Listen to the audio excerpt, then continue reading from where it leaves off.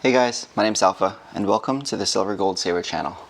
Today I wanted to do a recap video of my community trade. So if you recall, I did a community trade video on Friday, which is approximately 3 days ago, offering to trade 8 premium silver coins for a 1/10 ounce American Gold Eagle coin. First, I wanted to say thank you to everyone that commented in that video, saying words of encouragement, saying it's a good trade, it's a fair trade, because that's truly my goal first and foremost. Because this is a community trade, I wanted to make sure that it's a win-win, that the community benefits from what I am offering.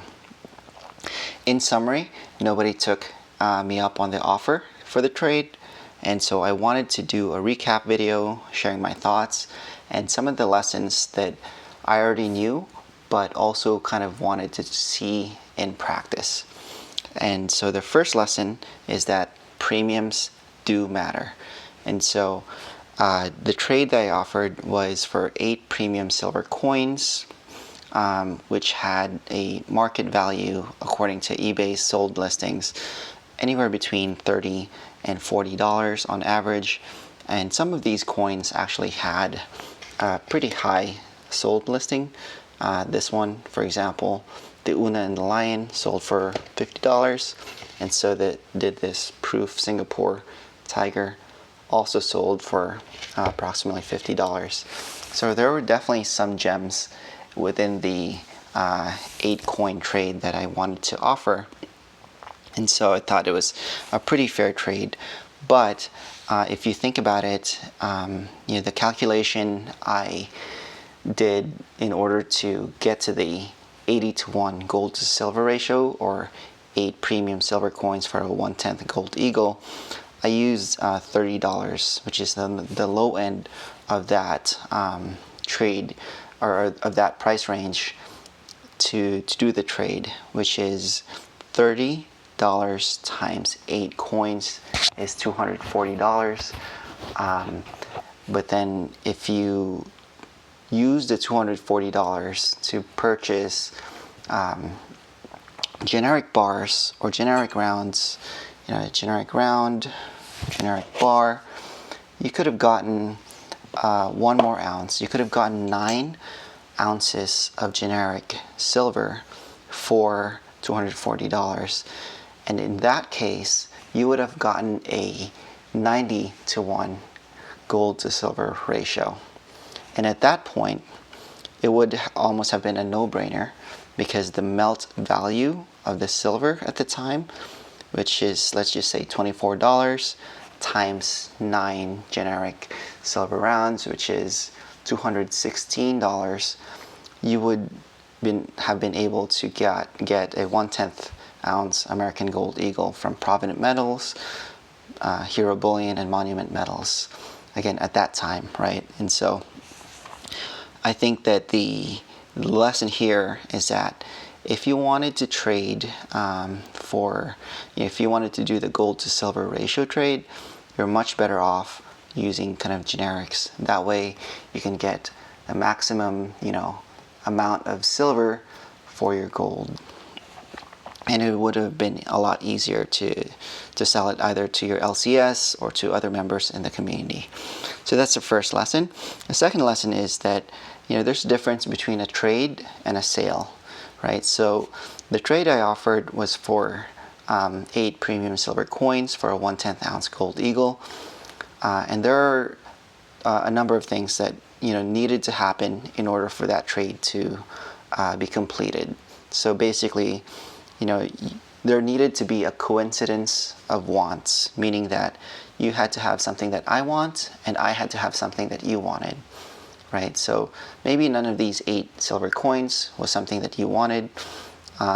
Maybe you only wanted 1 or 2 coins instead of 8, and maybe you don't even have an American Gold Eagle. Maybe you have some other gold coins, or you wanted to trade for something else.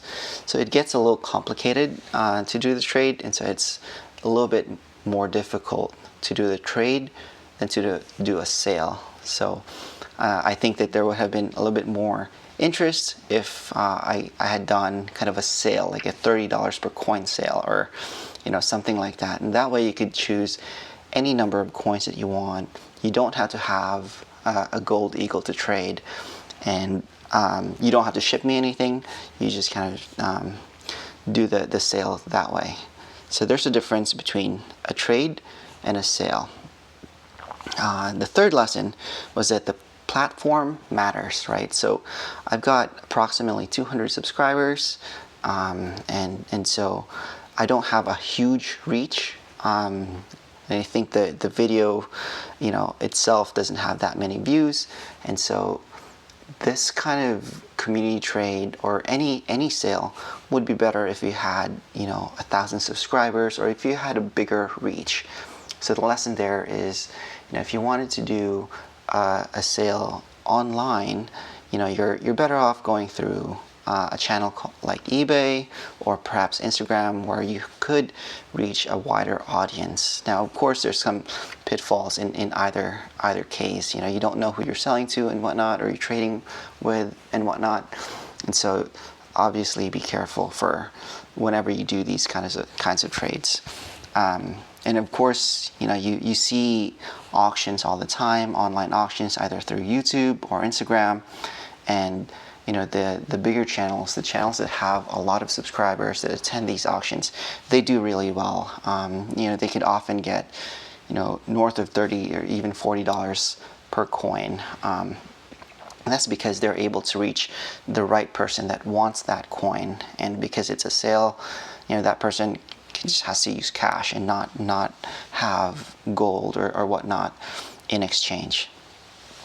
And so a bonus lesson, right, I had, in addition to the platform, is that liquidity matters, right? And so I'm lucky enough to not be in a need to sell, but if I did, I would certainly be, on kind of the losing end, right? Luckily, I have enough, cash savings. I have enough, liquidity in the bank that you don't have to do kind of a fire sale. So if you think that you'll need the money in a short term, certainly don't go for the premium coins, because you may not be able to sell it for what you paid for. You're better off with kind of lower premium items. And I guess first of all, don't buy metals if you don't have the right amount of savings for your circumstance. So I hope you enjoyed this video. I hope you learned something. I certainly did. And I kind of already knew all these things, but I wanted to try it in practice. Again, thanks for those who made a comment in that video. Thanks for participating. I'll continue to do community trades just to see if members in the community want something that I have and they have something that I want, and just to kind of engage with the community a little bit more. Thanks guys, talk to you soon.